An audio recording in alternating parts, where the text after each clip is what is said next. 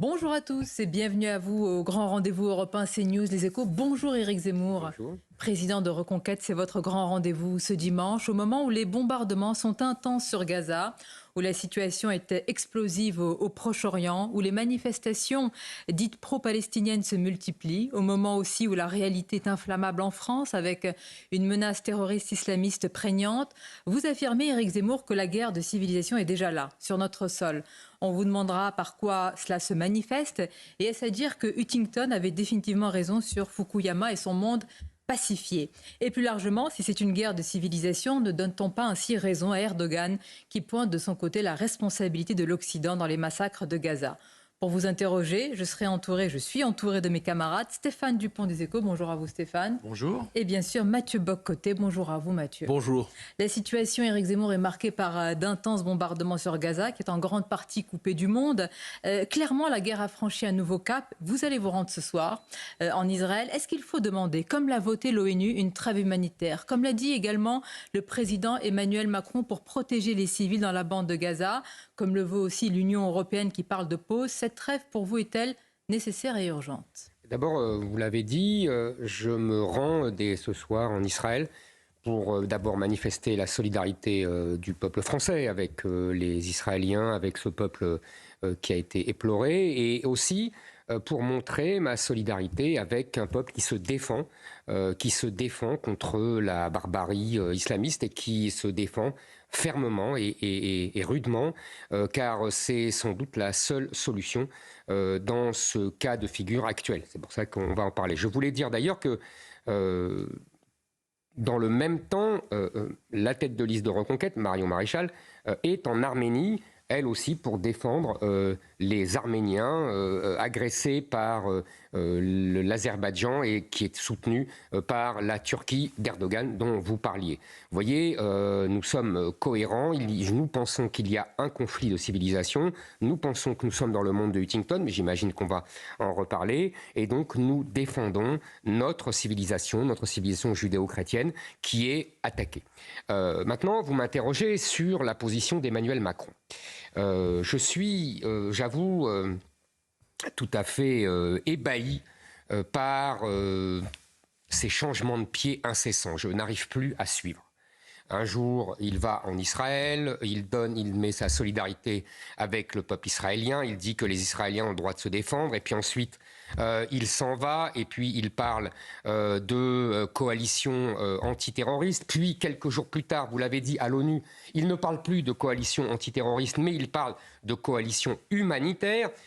J'ai regardé l'explication de vote du représentant français à l'ONU qui dit qu'il a voté cette résolution arabe, mais en fait, dans son explication de vote, il explique pourquoi il aurait très bien pu ne pas la voter, puisque la résolution arabe à l'ONU ne tenait pas compte et ne parlait pas des massacres d'Israéliens, je le répète, d'enfants, de bébés, etc. Je pense que, vous savez, Emmanuel Macron a beaucoup abîmé la parole de la France, la position de la France. On l'a vu en Afrique tout l'été, on l'a vu au Liban où il a été ridicule. Vous savez, au Liban, comment on appelle la France? On appelle Emmanuel Macron, la comédie française. Mais est-ce contradictoire, pardonnez-moi, de dire qu'Israël a le droit de se défendre et d'appeler quand même à une trêve humanitaire? Et la réponse à Maxime, est-ce que vous-même, vous allez le demander? Écoutez, quand on demande une trêve humanitaire, ça veut dire qu'on demande un arrêt des combats. Donc on interdit à Israël de se défendre comme il l'entend. Donc vous voyez bien que c'est bien contradictoire. Mais moi, je pense qu'il y a une raison profonde au-delà de son en même temps, au-delà de son caractère changeant. Vous savez, je ne sais pas si vous vous souvenez, dans son discours de 2 heures sur le séparatisme islamique, après la mort de ce pauvre Samuel Paty, il y avait une phrase qu'on n'a pas assez relevée dans le discours d'Emmanuel Macron. Il demande aux Français de mieux comprendre la civilisation et les civilisations qui sont sur notre sol, car le peuple français est désormais composé de cela. Moi, j'ajoute 2 civilisations sur le même sol, ça fait 2 peuples. Et en vérité, je pense que le problème d'Emmanuel Macron, c'est qu'il ne peut pas diriger 2 peuples. Et qu'il donne en permanence des gages à l'un, puis des gages à l'autre. Et que, si vous voulez, il a tellement peur de la guerre civile, il a tellement peur des émeutes nouvelles, qu'il donne des gages en permanence aux uns et aux autres. Nous y arriverons, mais pour vous, donc, je comprends que la politique d'Emmanuel Macron est commandée par des questions de politique intérieure en France? C'est exactement ce que je pense. Je pense qu'aujourd'hui, Nous ne sommes plus, vous savez, on a beaucoup parlé de souveraineté depuis 30 ans. Avec l'Europe, on avait des grands débats métaphysiques, très bien. Mais aujourd'hui, on arrive à l'os d'une souveraineté. L'origine de la souveraineté, c'est maîtriser son territoire. Eh bien, nous ne maîtrisons plus nos territoires. Nous avons des enclaves étrangères en France et nous avons des populations qui sont désormais le relais de pression de gouvernements étrangers. Vous savez, c'était la hantise de tous les rois de France, de tous les empereurs, de tous les dirigeants de la République. Le fameux État dans l'État, comme disait Richelieu. Eh bien, aujourd'hui, nous avons cela et nous ne maîtrisons plus. Et Emmanuel Macron est le produit de cela. Il n'est pas le seul, Emmanuel Macron, à demander cette trêve humanitaire. Il y a de nombreux dirigeants qui demandent à Benyamin Netanyahou d'agir dans le respect d'ailleurs du droit international, d'encadrer la riposte. Il y a des civils, évidemment, à Gaza. Dominique de Villepin a insisté sur la nécessité d'une riposte proportionnée. Est-ce que vous le comprenez, eu égard à ces populations qui sont sous les bombes aujourd'hui à Gaza? Écoutez, il y a d'abord une chose évidente. Ce que dit Dominique de Villepin, ce que dit la France, ce que disent d'autres pays, c'est que la mort d'un civil vaut la mort d'un civil. Évidemment qu'un être humain vaut un être humain. Une vie palestinienne vaut une vie israélienne. Mais évidemment, toute vie est à égale dignité. Il faut le dire, bien sûr, parce qu'on croit toujours qu'on nous prête des pensées malfaisantes. Non, une vie vaut une vie. Bon, une fois qu'on a dit cela, il faut dire deux choses. La première, puisqu'on parle du droit international, le droit international n'interdit pas la réplique israélienne et n'interdit pas même la dureté d'une réplique. C'est faux de dire ça. Sinon, on ne pourrait jamais se défendre. Sinon, quand les Français bombardent Raqqa après les attentats du Bataclan, on aurait interdit la réplique française. Bon. Troisièmement, je voudrais dire qu'il y a quand même une différence entre des civils qui meurent parce qu'ils sont pris dans des bombardements. On a vu que les généraux israéliens demandent aux populations depuis des semaines de quitter leur domicile. Alors on vous dit c'est de l'épuration ethnique. Et quand on ne leur dit pas de partir, on dit c'est des massacres de civils. Il faudrait savoir.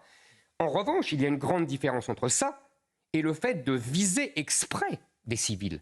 Le fait d'égorger des bébés, pardonnez-moi. Le fait d'éventrer des femmes enceintes, de les tuer et de tuer leurs enfants.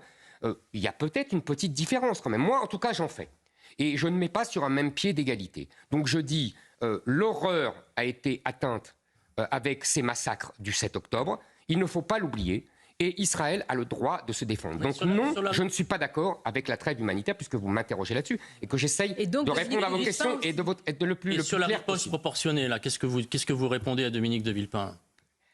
Ça ne veut rien dire, une riposte proportionnée. Pardonnez-moi, ça ne veut rien dire. L'important pour Israël est de rétablir son rapport de force. Quel que soit quel que soit le prix. Quel que soit le prix. Je pense que, vous savez, je pense que le Hamas a fait exprès. Je veux dire, certainement. Le Hamas a fait exprès. Avec beaucoup d'objectifs. Exactement. Alors, on verra plus tard quels étaient véritablement les objectifs. Peut-être voulait-il attirer l'armée israélienne dans un piège avec tous les souterrains, les tunnels, etc., qui les attendent.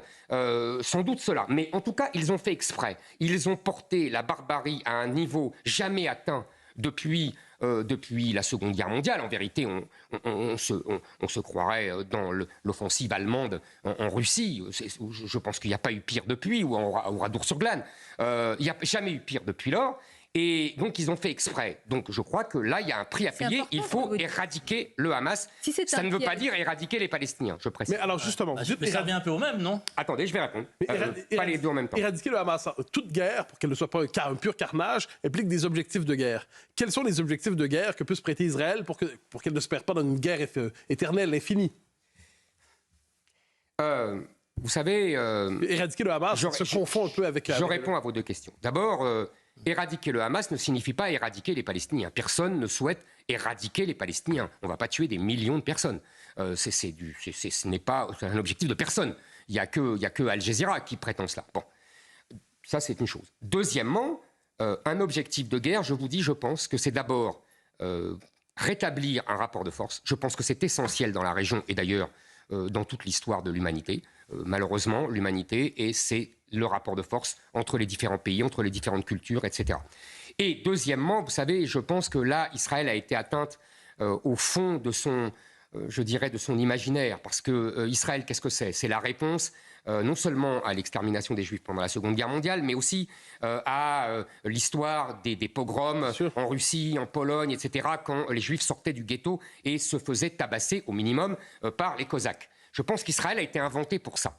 Et là, on voit bien qu'ils ont revécu ce genre de pogroms et de massacres, etc. Donc il y a un besoin, évidemment, de montrer qu'on est sorti de cela. Mais vous avez raison, ça ne veut pas dire que ça règle la question. Il faut en parler, Éric Zemmour. Est-ce que vous avez parlé de Dominique Villepin, on va en parler. Tout à fait. Dans tout ce qui est en train de se passer en Israël, faut-il aussi tenir compte de l'aspect territorial? Autrement dit, certains disent qu'il y a un passé dans ce conflit et tout n'a pas commencé avec l'attaque barbare du 7 octobre. Est-ce que vous partagez cette analyse? Bien sûr, tout n'a pas commencé avec cette attaque barbare. On pourrait revenir très très loin, on pourrait revenir en 1948 quand le partage de l'ONU a été refusé par les Palestiniens et par les pays arabes. On pourrait revenir à encore plus loin. Mais moi, ce que j'aimerais, et parce que je voudrais répondre à travers vous, si vous le permettez, à Dominique de Villepin, qui est intervenu là-dessus, et qui défend à la fois la position traditionnelle de la France, qu'on dirait gaulienne, et puis une vision très française des fameux deux États. Je note en préambule que pour l'instant, avec le Hamas, les deux États, ça voudrait dire qu'il y a un État qui veut détruire l'autre et qui veut exterminer les autres. Je ne vois pas quel compromis est possible, puisque dans la charte du Hamas, il y a écrit qu'il faut tuer les Juifs. Qu'est-ce qu'on fait comme compromis? On tue la moitié des Juifs et puis on donne l'autre moitié? Je veux dire, bon. Il n'y a pas eu d'élection dans la bande à Gaza depuis longtemps. Depuis longtemps, vous avez raison. Mais quand il y a eu les élections, ils ont gagné. Mais vous avez raison, il n'y a pas eu d'élection depuis longtemps. Je reviens à notre histoire. En fait, qu'est-ce qui se passe? Si on veut aller le plus schématiquement possible, mais le plus complètement possible. Il y a eu d'abord un affrontement de nationalisme. C'est-à-dire, Israël, le sionisme est lui-même un mouvement national du 19e siècle, né dans la mouvance des mouvements nationaux européens, c'est-à-dire à la suite de la Révolution française, le nationalisme allemand, italien, tchèque, etc., et le nationalisme israélien, qui finit par avoir un État en 1948. Là, à partir de 1948 et surtout de 1967, les Palestiniens érigent un autre mouvement national, en miroir du mouvement sioniste. Mais c'est un classique, hein, les Allemands se sont construits en miroir de la France, etc., etc. C'est l'époque de l'OLP, c'est l'époque de Arafat, c'est l'époque où, je le rappelle, autour de Yasser Arafat, la plupart des dirigeants sont chrétiens. Et les accords d'Oslo. Attendez, vous allez trop vite. C'est d'abord un mouvement laïque et, je réponds à votre question, et national et territorial. Et là, il y a une querelle autour de territoire. Et puis, et c'est là ce que je voudrais dire à Dominique de Villepin et à vous, à partir de l'an 2000, il y a un mouvement qui est différent parce que les islamistes, le Hamas, prennent le pouvoir au sein du mouvement palestinien. Et ça change tout. C'est-à-dire qu'à partir des années 2000, on voit le Hamas dénationaliser les Palestiniens. On apprend aux enfants une histoire qui est celle de l'Empire ottoman. On met au placard le grand poète Mahmoud Darwish qui était mis en exergue. Vous savez, une sorte de Victor Hugo palestinien. En vérité, on les islamise et on les dépalestinise. Et là, le conflit n'est plus autour de deux territoires et de deux peuples, mais en vérité, le problème palestinien, la quête palestinienne devient une espèce d'allégorie pour tous les musulmans persécutés à travers le monde. On n'est plus dans le même rapport. D'ailleurs, on ne combat plus des Israéliens, mais on combat des Juifs qu'on veut tuer. On voit bien qu'on est dans un conflit de religion. Et vous savez, le mot célèbre de Malraux, qu'est-ce qu'une civilisation? C'est tout ce qui s'agrège autour d'une religion. On voit qu'on est dans un conflit de civilisation. Éric Zemmour, le président turc Erdogan dit que le Hamas est un groupe de libération. La Turquie, je le rappelle, qui fait partie de l'OTAN, il affirme que l'Occident est responsable des massacres du 7 octobre.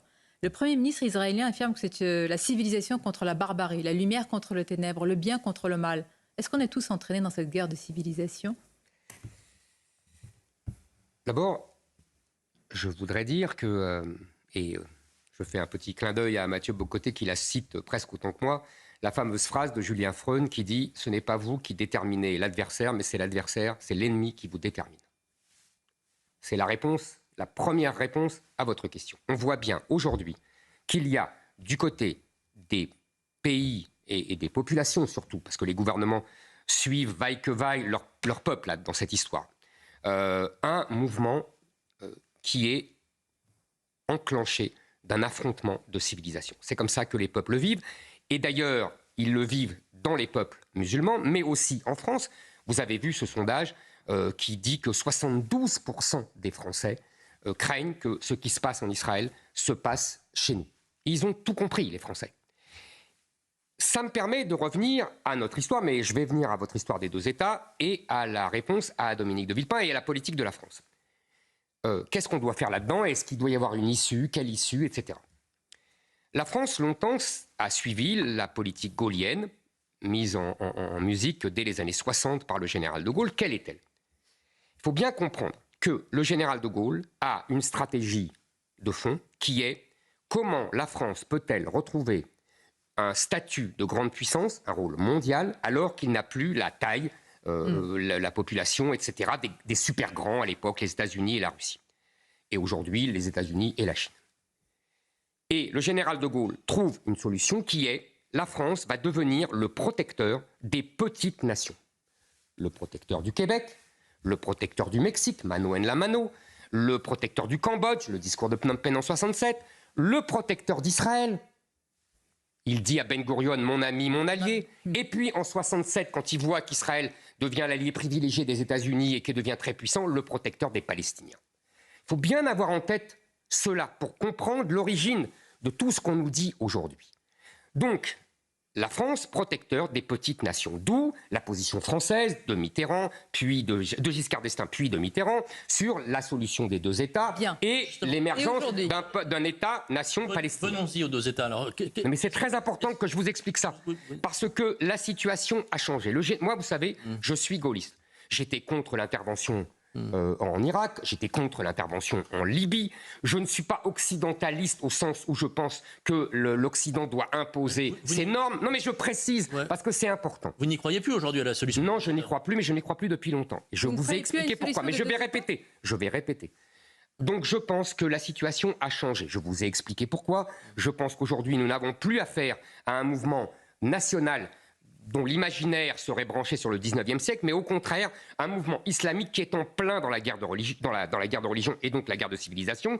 La charte du Hamas, c'est le Coran et notre constitution, le djihad et notre chemin. C'est important de comprendre ça. Je pense que le général de Gaulle aurait changé de stratégie. Ce n'est pas un dogme, le gaullisme. C'est une capacité d'adaptation. Et pour l'intérêt et la grandeur de la France. Zemmour, si on est dans une guerre de civilisation, comme vous le dites, qui est en face? Vous mettez tout le monde arabo-musulman, vous mettez tout le monde arabo-musulman, vous mettez la Turquie, vous mettez aussi l'Inde, vous mettez aussi la Russie? Ah, alors attendez, pas du tout. Pas du tout. Je pense qu'il y a, si vous voulez, un double affrontement. Je pense que nous sommes dans le monde de Huntington. Que dit Huntington? Il nous dit il y a des civilisations. Il y a l'Occident, il y a l'Orient lui-même partagé entre la civilisation islamique et la civilisation chinoise, pour parler très vite. Il y a la Russie orthodoxe, etc.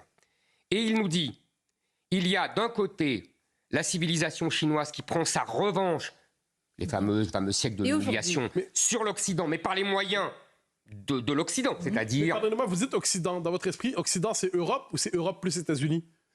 Voilà une très bonne question. L'Occident, c'est la civilisation occidentale, c'est-à-dire la civilisation judéo-chrétienne et grecque et romaine. Donc, c'est l'Europe et les États-Unis. Maintenant, je vous vois venir, et vous avez raison, et Israël, absolument.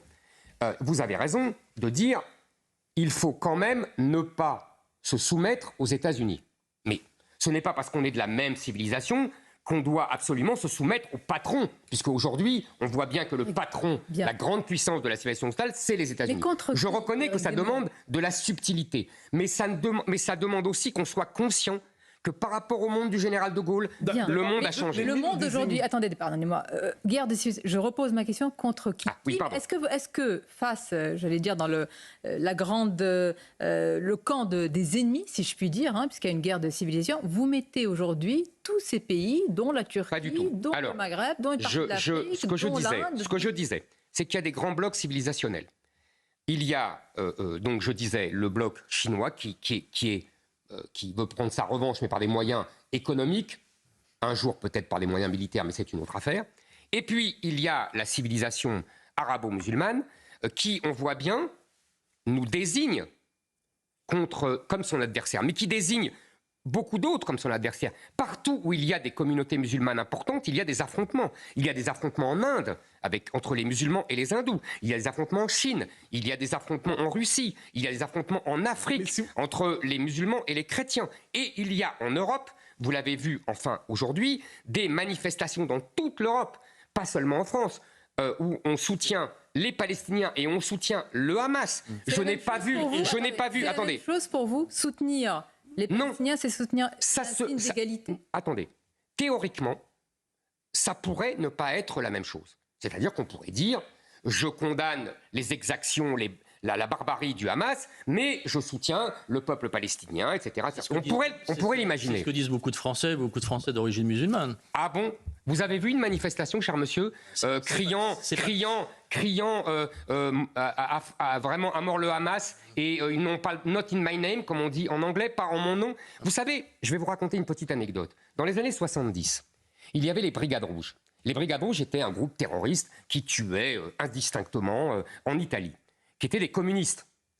Le Parti communiste italien a fait une grande manifestation pour dire « ce n'est pas nous, pas en mon nom ». Est-ce que vous avez vu les communautés musulmanes en Europe faire une grande manifestation le 8 octobre pour dire « pas en mon nom ». Non, j'en ai pas vu. Sur CNews et Europe 1, Michel Onfray, qui lui aussi parle de guerre de civilisation, et depuis très longtemps, il faut le reconnaître, a affirmé, je cite, que nous sommes islamophiles à l'intérieur de notre pays, et en France, et islamophobes, dit-il, à l'extérieur, sur le plan de notre politique étrangère.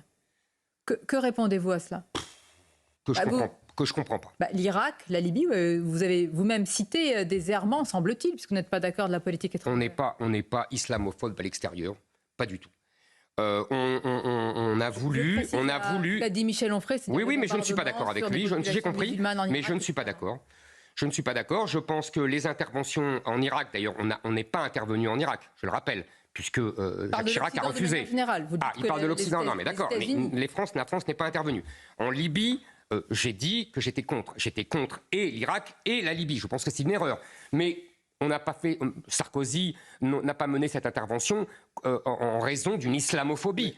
Non, je ne suis pas d'accord. Il a mené ça au nom des droits de l'homme pour que la France soit le porte-drapeau des droits de l'homme. J'étais contre. Je pense que c'est une opération néocoloniale. Toutes les guerres pour le bien ont été positives ? Mais je vous dis, je suis contre les guerres pour le bien. Je suis contre les guerres pour les droits de l'homme. Je suis contre, pour moi, ce sont des expéditions néocoloniales. Je l'ai dit. C'est en ce sens-là où je ne si vous voulez, un mot. Je ne suis pas occidentaliste au sens où Dominique de Villepin l'emploie, au sens où George Bush Jr. l'employait, c'est-à-dire l'Occident qui veut imposer ses normes partout dans une logique néocoloniale. En revanche, je veux simplement que l'Occident vive et survive. Et aujourd'hui, il est en danger de mort. Il est en danger de mort à cause d'une islamisation croissante de tous nos pays. C'est tout ce que je dis. Sonia Mabrouk, vous posez une question, je me permets de la reprendre. Je vous en prie. Vous dites « l'ennemi nous désigne ». Vous citez Freund. Absolument. Qui est l'ennemi ? Et bon, le Hamas, vous me direz, Erdogan, l'islamisme, l'islam, il faut quand même préciser, parce que ces quatre termes ne sont pas interchangeables. Qui est l'ennemi qui nous désigne ? La civilisation islamique. C'est vaste, ça fait beaucoup de monde. Ça fait beaucoup de monde, mais c'est ça qui est grave. Et Erdogan est notre allié au sein de l'OTAN. Est-ce que vous n'êtes pas le miroir il n'est pas vraiment notre allié. Si. Non. Il est faussement notre allié. Les Américains le protègent parce qu'il rend beaucoup de services, si j'ose dire. Mais franchement, moi, ça fait longtemps qu'il n'est plus notre allié. C'est le fourrier de l'islamisme ? Monsieur Zemmour, c'est le fourrier de l'islamisme. C'est entre autres le fourrier de l'islamisation en France, avec ces groupes, avec ces mosquées, avec les Turcs qui sont les relais de sa politique et de son parti.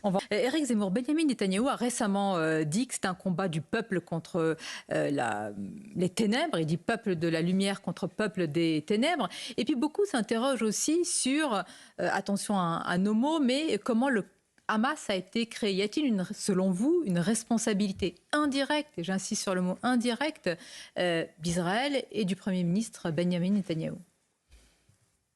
Je ne sais pas si c'est Benyamin Netanyahou. Ce que je sais, c'est factuel et c'est prouvé historiquement, c'est que au départ de la création du Hamas, c'est-à-dire un mouvement islamiste en Palestine, les Israéliens n'ont pas vu d'un mauvais œil cette création puisque ça permettait une rivalité avec leur adversaire de l'époque, qui était l'OLP. Vieille technique, on dit même qu'ils l'auraient financé, c'est possible. Je n'en sais rien, mais c'est très possible.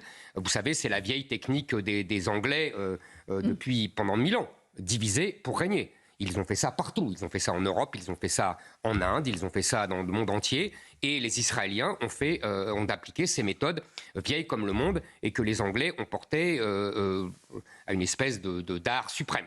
Donc oui, évidemment, mais vous savez, c'est ça l'histoire. Est-ce que plus largement, l'Occident s'est accommodé de cette présence du Hamas dans la bande de Gaza? Est-ce qu'on a aussi, nous aussi... Mais, cher monsieur, on ne peut pas dire que l'Occident ne doit pas tout régenter parce que c'est néocolonial et dire, comme vous le dites, il s'est accommodé. Les gens ont voté. Ils ont voté pour le Hamas. En 2006 ou en 2007. Bah oui, d'accord. Mais c'est leur responsabilité. Ils ne l'ont pas renvoyé. Ils ne l'ont pas chassé. Des millions de gens auraient pu chasser les quelques milliers de responsables et de dirigeants. Ils ne l'ont pas fait. Vous savez, les peuples sont responsables de leur destin quand même. Alors, retour en Europe un instant, vous avez vu ces derniers jours des manifestations nombreuses, à Londres notamment, manifestations plusieurs dizaines de milliers de personnes, quelquefois en France, manifestations interdites, cela dit. Et ça me permet de faire écho avec une déclaration récente d'Alain Juppé qui disait il y a quelques jours est-ce que l'islam est compatible avec le monde occidental? Je ne peux que l'espérer, mais je n'en suis plus certain aujourd'hui. Est-ce que pour vous, il y a une forme de ces manifestations et cette déclaration se croisent d'une certaine manière? Vous avez tout à fait raison. J'ai longtemps affronté Alain Juppé depuis 30 ans. Vous savez, je le connais depuis 30 ans et on s'est longtemps affronté là-dessus en particulier. Donc, je pourrais ironiser facilement sur ses états d'âme et le sentiment qu'il a de s'être trompé. Mais je vais vous dire, je ne le ferai pas. Je ne le ferai pas parce que l'heure est grave, l'heure est trop grave pour ça. Et après tout, soyons honnêtes.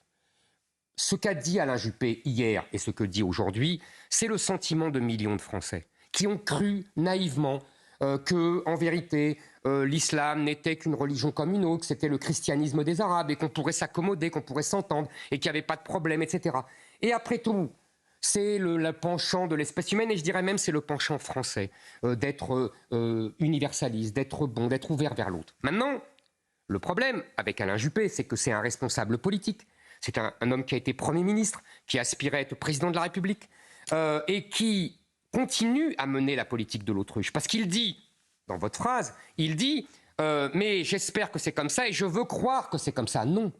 En vérité, moi, je voudrais répondre à Alain Juppé. Il dit « les musulmans doivent nous dire que leur religion est compatible avec la France et avec la République ». C'est là que je ne suis plus d'accord. Je voudrais dire à Alain Juppé une chose simple. D'abord, je continue de penser, et apparemment, il commence à me donner raison, que l'islam n'est pas compatible avec la France. Pour des raisons simples, je pourrais aller très très vite. La France ou la République? La République et la France. La France, c'est liberté, égalité, fraternité. L'islam, c'est soumission, inégalité, soumission à Dieu, inégalité entre les hommes et les femmes, entre les musulmans et les infidèles, et fraternité dans la Oumma, c'est-à-dire les musulmans sont des frères, mais pas les infidèles. Et les infidèles, c'est nous. Là, pour vous, tout musulman est un islamiste? Non, pour moi, tout musulman est un musulman. Non mais pardonnez-moi. Attendez, j'ai pas fini ma démonstration. Si c'est pas compatible avec la République, qu'est-ce qu'on fait des musulmans qui sont en France? Je vais y répondre. Bah, dites-nous. Très bien.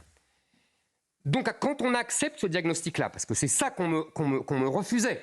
Donc, si on accepte, et j'en prends acte, mais si on accepte, il y a une solution. C'est à l'État de dire ce que peuvent les musulmans et ce que ne peuvent pas les musulmans. En gros, si vous voulez, moi je pense que chaque musulman peut très bien prendre de la distance vis-à-vis de sa religion telle qu'elle a toujours été pratiquée dans le monde arabe.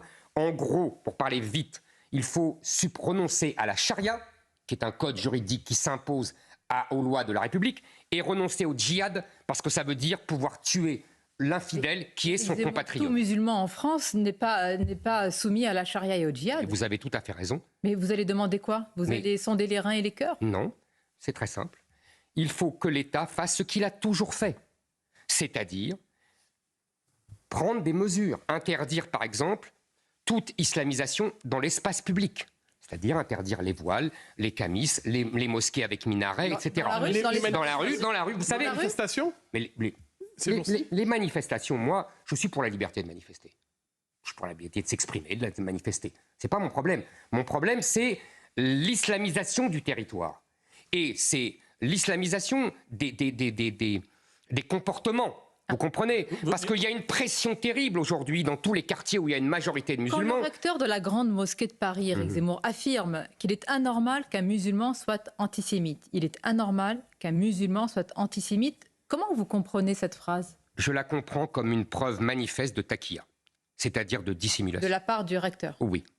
Je pense que ce monsieur sait très bien. Une accusation assez grave contre le recteur de la grande mosquée. Mais je pense que ce monsieur sait très bien que dans le Coran, il y a des sourates qui disent qu'il ne faut se méfier des juifs et des chrétiens. Dans d'autres sourates. Mais vous connaissez. Écoutez, vous avez tout à fait raison. Vous avez tout à fait raison. Vous avez tout à fait raison. Alors lesquels vous prenez, monsieur Zemmour? C'est très simple.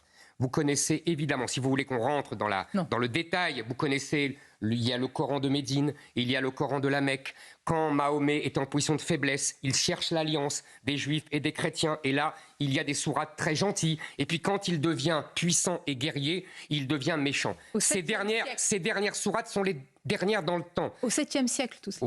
Tout ça au 7e siècle. Mais vous savez bien que l'islam n'est jamais sorti du 7e siècle. Vous savez bien que, en vérité, il y a des musulmans qui sont sortis du 7e siècle, grâce à Dieu.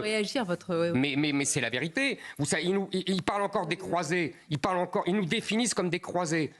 C'est quand même extraordinaire. Parfois, vous faites référence à Saint-Louis. C'est pas pour autant qu'on vous oppose, qu'on vous dit que vous êtes un fervent. Je fais référence à Saint-Louis parce que pour dire que la France est un pays de tradition et de racines chrétiennes. Je ne veux pas dire là qu'il faut vivre comme au temps de Saint-Louis. Ça fait une petite différence. Je ne mets pas les vêtements. Pardonnez-moi, c'est un très bon exemple, votre histoire. Moi, je ne me balade pas dans les rues du 21e siècle avec des vêtements du temps de Saint-Louis. Eh bien, que tout le monde fasse comme ça. Et vous disiez tout à l'heure que l'islam n'est pas compatible avec la République. Là, ce que vous nous décrivez, c'est des gens, des femmes voilées, des islamistes. Non. Les femmes voilées ne sont pas des islamistes. Non. Elles vous diront que ce sont des musulmanes qui pratiquent leur religion. C'est ça tout le problème. C'est que l'islam n'est pas le christianisme. Je ne vais pas rentrer dans la technique, mais vous savez bien que le christianisme est une orthodoxie. C'est-à-dire qu'elle repose sur la foi. L'islam est une orthopraxie. C'est-à-dire qu'elle repose sur la pratique et sur le code juridique. C'est tout le problème. Il faut que les musulmans, pour être français, apprennent, et il y en a qui le font, je tiens à le dire, il y en a qui le font, que la religion en France est une religion du privé, de l'intérieur et de la foi. C'est tout l'enjeu. Mais je répète, il y en a qui le font, et ce sont des modèles qu'il faut donner. Mais ça veut dire qu'aujourd'hui, vous, au pouvoir, vous interdisez le voile dans l'espace public comme vous interdisez la kippa? Oui. Vous savez... Est-ce que c'est le moment? Vous savez, cher Sonia, je vais vous expliquer quelque chose. Permettez-moi de vous rappeler quelque chose. D'abord, plus personne ne porte la kippa parce que ils risquent de se faire casser la figure au moins. Mais certains veulent la porter, justement. Attendez, je vais vous dire. Moi, je suis, tout le monde le sait, de confession israélite. Avec mon père, j'allais souvent à la synagogue prier. Dès que je sortais de la synagogue, ma mère me disait « Tu enlèves ta calotte et tu la mets dans ta poche ». Elle ne craignait rien. À l'époque de mon enfance, on ne se faisait pas agresser dans la rue parce qu'on portait une calotte ou une kippa. C'était simplement par discrétion. Parce que l'esprit de la laïcité à la française, il faut le rappeler parce que ça a été dévoyé, ce n'est pas la liberté religieuse seulement. Ce n'est pas le fait pour l'État de respecter toutes les religions. C'est aussi la discrétion dans l'espace public. J'appelle à la discrétion. Et vous verrez que ça ira beaucoup mieux. Mais vous voyez que la chose est un peu plus complexe, si je peux me permettre. C'est-à-dire, d'un côté, il y a le changement démographique que vous décrivez, mais de l'autre côté, il y a une partie de la France qui relève de son ancienne démographie. On peut penser à Jean-Luc Mélenchon et d'autres qui, eux, ont acté ce changement et considèrent qu'aujourd'hui, votre position est intenable pour des raisons soit démographiques, soit politiques, mais elle est désormais intenable. La France devrait s'adapter au temps nouveau. Si vous me parlez de Jean-Luc Mélenchon, on peut parler de Jean-Luc Mélenchon. Justement. C'est bien au-delà de ce que vous dites. En vérité, qu'est-ce qui s'est passé? Je l'ai dit, je crois, le premier, lors de la présidentielle, il s'est passé quelque chose. C'est l'émergence, derrière Jean-Luc Mélenchon, d'un peuple islamo-gauchiste. Un nouveau peuple. Et vous avez 69% des musulmans qui ont voté Jean-Luc Mélenchon. Les mosquées ont fait voter Jean-Luc Mélenchon, les frères musulmans ont fait voter Jean-Luc Mélenchon. Avec quand même 46%, selon les chiffres de l'IFOP, d'abstention parmi les musulmans, les Français de confession musulmane. Tout l'enjeu de Jean-Luc Mélenchon est désormais de faire voter ces 46% et tous ceux qui arrivent, c'est-à-dire les gens qui seront naturalisés, 120 000 par an, les gens qui vont naître, qui ont 12 ans, 13 ans, 14 ans et qui auront 18 ans en 2027, encore quelques centaines de milliers, pour qu'il assure au minimum sa présence au second tour et voire sa victoire. Moi, je pense que la séquence que nous venons de vivre a permis à Jean-Luc Mélenchon d'assurer sa présence au second tour de 2027. C'est acquis pour moi. C'est son seul objectif électoral. Bien sûr. Autrement dit, même si et c'est plus qu'électoral. Pardonnez-moi. Si tout le monde le condamne en ce moment, pour bien vous, sûr. c'est la bonne politique. Justement parce que tout le monde le condamne. Justement parce que les médias le condamnent, justement parce que la classe politique le condamne, il a gagné son ticket pour le second tour. Et je voudrais dire que ce n'est pas seulement électoral. D'abord, c'est d'abord électoral. C'est d'abord clientéliste. Mais si tout le monde dit qu'il y a du clientélisme, ça veut dire qu'il y a une clientèle. Bon. Deuxièmement... Parce que le vote musulman, c'est plus de 20% des voix en France, selon vous. Excusez-moi, vous avez 19 millions, selon l'INSEE, de gens en France, de Français, qui sont liés sur 2 ou 3 générations à l'immigration. Je vous laisse faire le calcul, ça fait beaucoup de millions de musulmans. Je continue, parce que c'est important. Vous m'avez répondu, c'est seulement électoral. Non, ce n'est pas seulement électoral. C'est d'abord électoral, mais c'est aussi presque, j'allais dire, philosophique. On a beaucoup jasé sur le tweet de Jean-Luc Mélenchon, disant sur une photo d'une manifestation, criant Allah Akbar. Je le répète quand même, Dieu est le plus grand. Voici la France. Pendant ce temps, Mme Braun-Pivet-Camp à Tel Aviv pour encourager le massacre, pas au nom du peuple français. Merci. Tout le monde s'est accroché à ce... Madame Braun-Pivet, campée, etc. Moi, c'est pas ça qui m'a choqué. Vous, c'est le voilà la France? Bien sûr. Il dit, voilà la France. Pour lui, la France, c'est ce peuple islamo-gauchiste qui a voté pour lui. Il l'a dit dès après la présidentielle, on ne l'a pas remarqué, je crois avoir été encore une fois le seul à le remarquer. Il a dit, mon électorat, c'est le tiers-État. Référence à la Révolution française, mais référence très révélatrice. Le tiers-État, qu'est-ce que c'est? C'est le peuple français, mis à part les aristocrates, l'Église et le roi. Donc ça veut dire que pour lui, ce peuple islamo-gauchiste qui manifeste pour la Palestine aux couleurs vertes et rouges, et qui dit Allah Akbar, c'est le nouveau peuple français. Et pourtant, il monte dans les sondages. Et pourtant, vous avez des responsables politiques qui se succèdent sur ce plateau, notamment en affirmant qu'il est en dehors de l'arc républicain, et il monte dans les sondages. Alors, premièrement, je voudrais dire que quand Mme Borne le met en dehors du champ républicain, la politique migratoire de Mme Borne prépare la victoire de Jean-Luc Mélenchon. Il faudrait qu'elle se règle là-dessus. Elle ne peut pas faire l'un et l'autre. Deuxièmement, j'ai été le premier et longtemps le seul. J'ai débattu avec Jean-Luc Mélenchon dès septembre 2021, à désigner Jean-Luc Mélenchon comme l'adversaire parce que je voyais venir cette émergence d'un peuple islamo-gauchiste. Et j'ai sonné le tocsin pour rassembler les droites, pour m'opposer à ce peuple islamo-gauchiste. Qu'est-ce qu'on m'a répondu? Madame Le Pen m'a répondu « Je ne suis pas de droite et je déteste l'alliance avec les droites. Moi, je veux parler à la gauche patriote. » Donc ça veut dire qu'elle voulait à la limite parler à M. Mélenchon, puisque M. Mélenchon avait voté non au référendum de 2005. Puis, M. Macron a dit « Ah ben non, M. Mélenchon, c'est formidable, la planification écologique, c'est formidable. » Madame Le Pen a dit « M. Mélenchon, c'est formidable, on a le même programme social. » Les souvenir qu'ils aient dit que c'était formidable. Mais comment? J'ai pas le souvenir que M. Vous Macron dites qu'ils se sont accommodés. Attendez, vous dites... Ils se sont pas accommodés, pardonnez-moi. Ils ont fait la danse du ventre de M. Mélenchon. Et Mme Le Pen et le LR ont refusé l'union des droites que je proposais pour m'opposer à cette gauche. Parce que je voudrais préciser une dernière chose. Il faut bien comprendre que ce n'est pas seulement l'extrême gauche, comme on veut le faire croire. C'est la gauche. C'est-à-dire qu'aujourd'hui, la gauche ne peut plus survivre électoralement sans ce peuple islamo-gauchiste. Donc il n'y a plus de gauche républicaine? Il n'y a plus la gauche républicaine, comme vous dites, n'existe plus électoralement.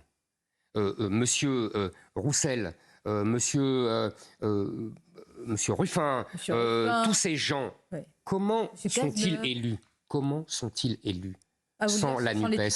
Comment sont-ils élus? Comment les municipalités communistes qui survivent survivent sans faire ami-ami avec les mosquées dans leur banlieue? Qu'ils me disent comment ça se passe.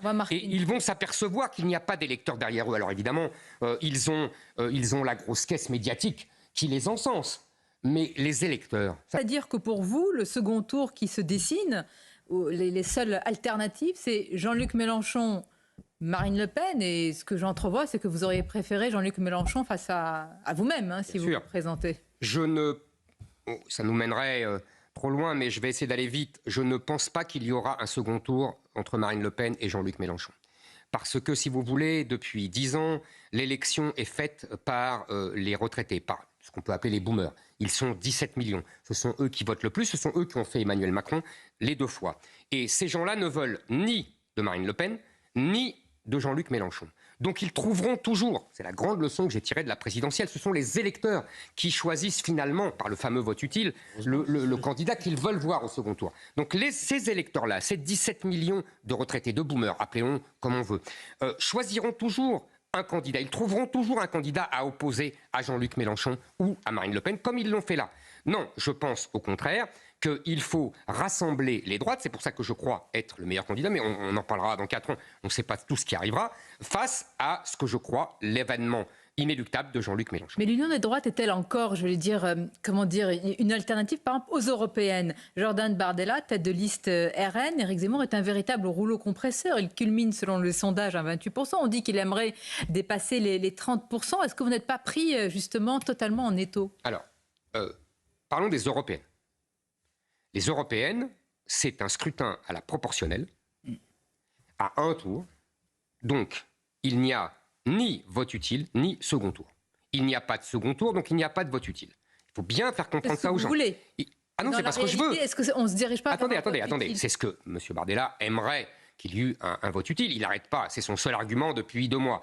Moi, je veux bien, mais il faut quand même expliquer aux électeurs que nous ne sommes pas dans l'élection présidentielle, nous ne sommes pas dans les élections législatives, et c'est là le grand paradoxe du Rassemblement national, c'est que quand il y a un scrutin à la proportionnelle, où il n'y a ni vote utile, ni second tour, alors là, il parle de vote utile, etc. Et puis quand il faudrait une alliance parce qu'il y a un second tour, c'est-à-dire à la présidentielle, moi j'ai appelé à voter pour Marine Le Pen au second tour. Est-ce qu'elle aurait fait de même si j'avais été devant? Il faut lui demander. Deuxièmement, aux législatives, là, j'ai appelé à un rassemblement sur le modèle de la NUPES. Madame Le Pen a refusé. Et les LR de M. Ciotti aussi.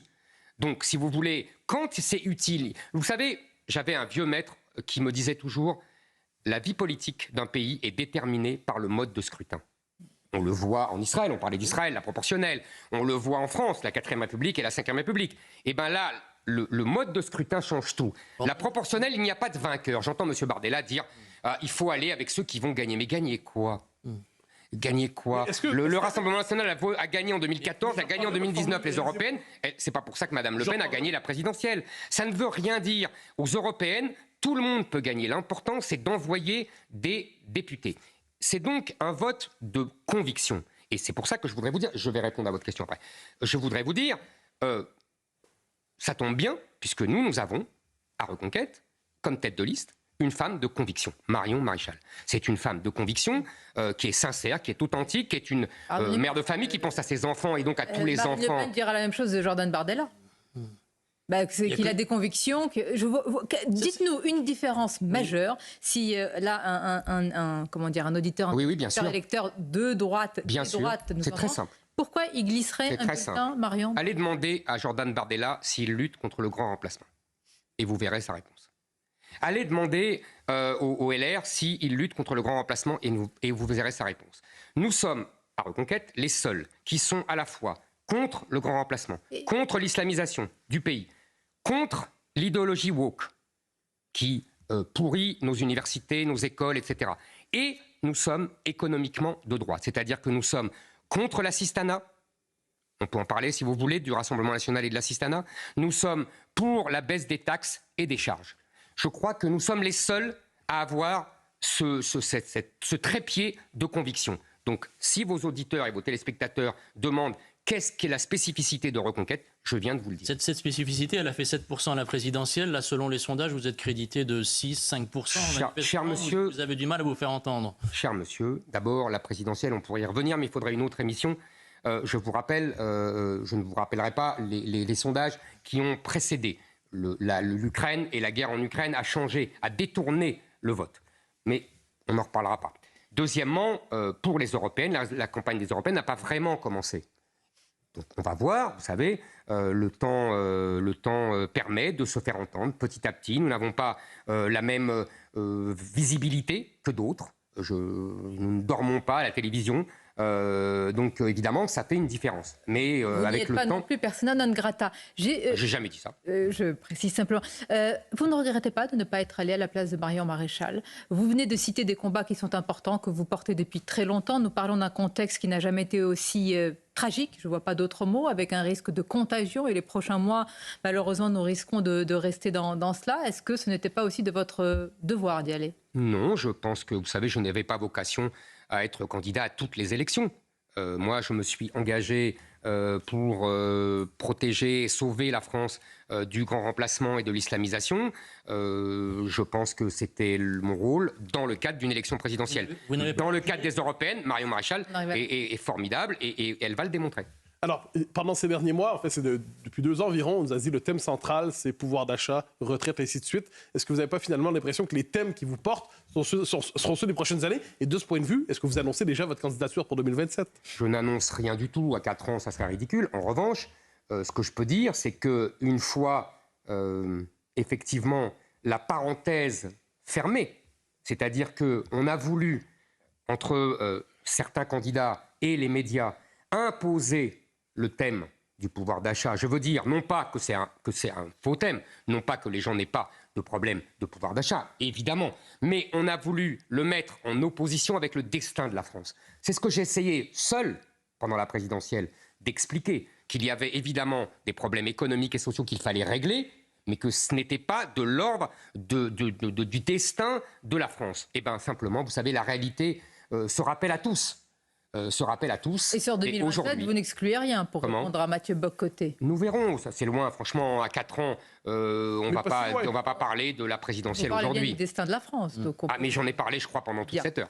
Merci Éric Zemmour d'avoir été notre invité pour ce grand rendez-vous. Vous partez donc ce soir en Israël, comme vous l'avez précisé. Je remercie mes camarades Stéphane Dupont et Mathieu Bock-Côté. Et bon dimanche à vous tous, évidemment, sur nos antennes respectives.